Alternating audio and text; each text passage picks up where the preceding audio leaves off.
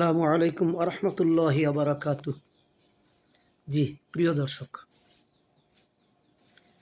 বাংলাদেশে এই মুহূর্তে একটি ভাইব চলতেছে। ভাইবটা হলো যে গান গেয়ে আগে তারা মানুষকে ভয় দেখাতো, জয় বাংলা ইত্যাদি বিভিন্ন কায়দায়। এরপরে সেই গানই এখন উল্টো গান তৈরি হয়েছে, জয় বাংলা শেখ হাসিনার মামলা, কি যেন ফাঁসি এবার সামলা। তো আসলে এই দিনটা তাদেরকে দেখতে হলো, কারণ ওয়াতিলকাল আইয়ামু নুদাবিলু হা বাইনান নাস, মানুষের মাঝে আমি ক্ষমতার এই দিনটাকে আল্লাপাক বলেছেন ক্রমান্বয়ে আবর্তন করি। এটার উদ্দেশ্য হলো তিনি দেখেন কার আমলটা কেমন হয়। ওনারা ক্ষমতা পেয়ে বিশেষ করে 1996 পরবর্তী সময়ে বিএনপির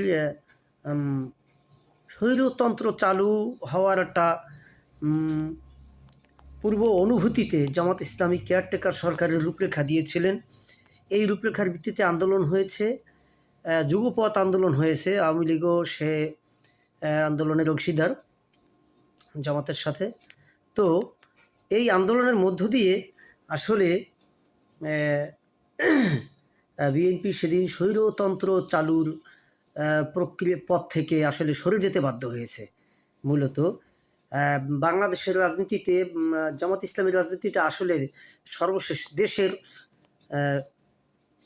দেশের আমি বলবো দেশের সবচেয়ে কল্যাণকামী একটি সিদ্ধান্ত আসলে জামাত ইসলামের পক্ষ থেকে এসেছে বিগত দিনগুলোতে।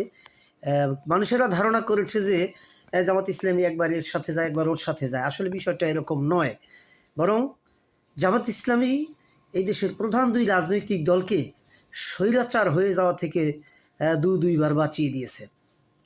1996 সালের সেই সময় যুগপৎ আন্দোলনের মাধ্যমে যদি তত্ত্বাবধায়ক সরকারের রূপরেখা না আসতো এবং বিএনপি যদি আবার ক্ষমতা এসে যেত নিজেরা হাতে রেখে নির্বাচন দিয়ে, এবং সেটা যদি 5 বছরের জন্য পাকাভুক্ত হওয়ার মতো একটা বিষয় হতো, তাহলে 5 বছরই নয় বরং আওয়ামী লীগ এই যে 16 বছর 15 বছর যাই বলেন, এই সময় যে স্বৈরাচার হয়েছে এটা বিএনপি ওই সময় হয়ে যেত।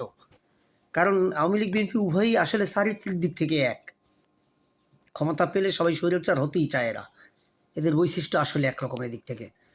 আবার আপনার এখানে বিএনপিকে স্বৈরাচার হওয়ার হাত থেকে বাঁচিয়েছে, স্বৈরাচার হওয়া থেকে আসলে প্রতিরোধ করেছে জামাত ইসলামী।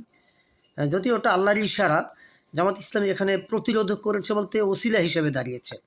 আবার 1996 পর